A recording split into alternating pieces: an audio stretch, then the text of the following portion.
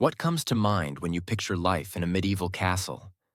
Towering stone walls, armored knights, candlelit feasts, and regal banners fluttering in the wind.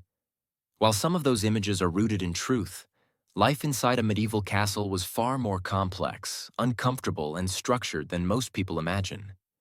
These castles weren't just homes for the nobility.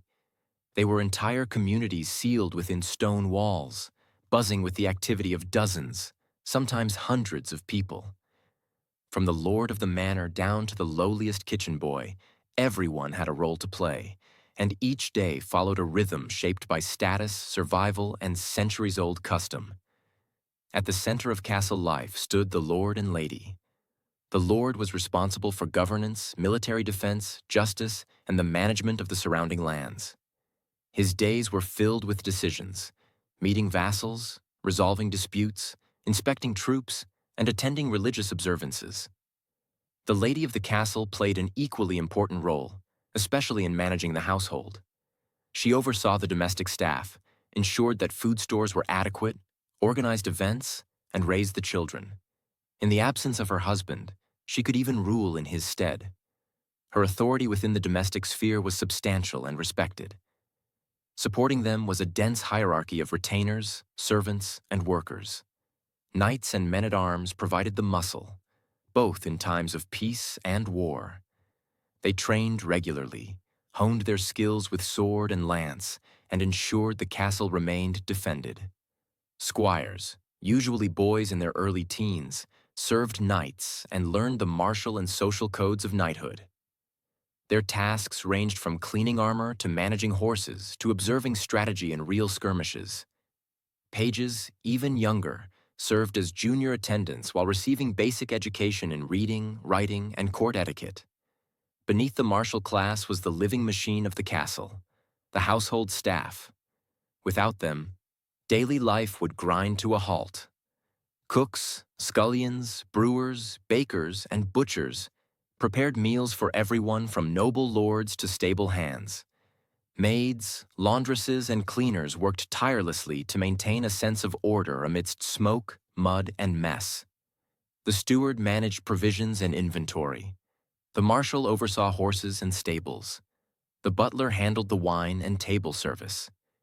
Each person knew their station and stuck to it. Crossing social boundaries was rare and often punished. Meals were central to castle life. Nobles dined in the great hall, often at a raised dais to signify their status. Their meals featured multiple courses, including roasted meats, seasoned vegetables, pastries, and sweetened wine. Presentation mattered. Food was sometimes sculpted into decorative shapes or dyed with saffron. Servants and guards ate simpler fare: dark rye bread, porridge, onion broth, cheese, or salted fish. Ale was the drink of choice for all classes, as water was rarely safe. Dining was done in silence or accompanied by music, depending on the occasion. The kitchen was a world unto itself, full of fire, shouting, smoke, and knives. Hygiene, by modern standards, was shocking. Castles had garderobes, simple latrines that emptied into cesspits or moats. Chamber pots were dumped out windows or into trenches. Bathing was rare and often reserved for the upper class. Public baths existed in towns, but inside the castle, hot water was a luxury. Soap, when used, was coarse and made from animal fat. Fleas, lice, and rats were constant companions. To cover the odors, people relied on herbs, incense, and the natural ventilation of high ceilings and drafty corridors. Living quarters were dimly lit with tallow candles or rushlights. Furniture was functional, not luxurious. Beds had straw mattresses. Wall hangings helped insulate against the cold. In winter, fireplaces were crucial, but only a few rooms had them. Most people relied on layered clothing and shared body heat to survive the chill. Religious observance structured the day. A castle chapel allowed for daily mass, attended by nobility and sometimes senior staff. Bells marked hours of prayer. The resident chaplain offered spiritual guidance, conducted weddings and funerals, and often served as a tutor for noble children. Education was limited. Only a small percentage of the population could read or write. Boys of noble birth were more likely to be educated, while girls were trained in skills like sewing, music, and household management. Entertainment was occasional but memorable. Feasts were held for weddings, victories, or saints' days. Tournaments and jousts attracted visitors from neighboring regions. Music, dancing, storytelling, and games like chess or dice were common among the upper classes.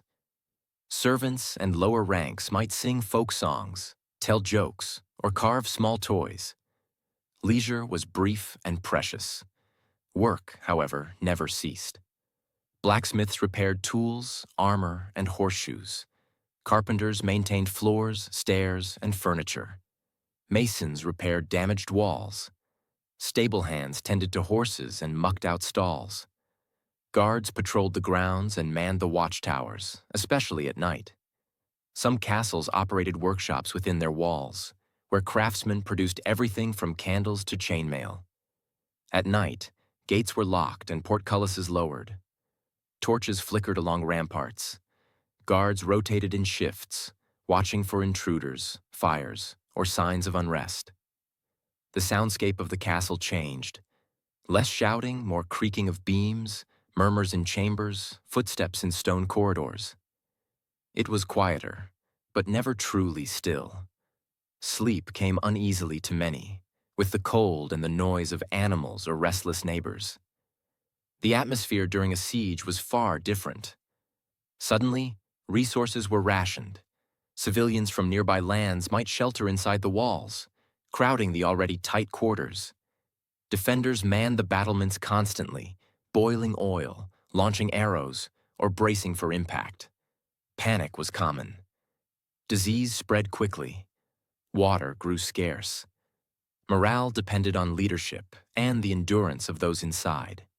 Still, even under duress, order was maintained through routine. Life in a medieval castle was never easy, but it was consistent. For most, it was the only life they ever knew. They were born, lived, worked, and died within the same walls. Despite the hardship, bonds were formed between servant and master, knight and squire, cook and child. People found purpose in service, in survival, and in shared history. Their laughter, anger, sorrow, and hope echoed off the same stones we now see as silent ruins. So the next time you imagine a medieval castle, don't just picture grand halls and banners in the wind. Remember the kitchens, the cold beds, the smoke, the whispered prayers, and the people who lived it all. Because within every castle was a world, not just of lords and ladies, but of laborers, dreamers, protectors, and survivors. And that world was very much alive.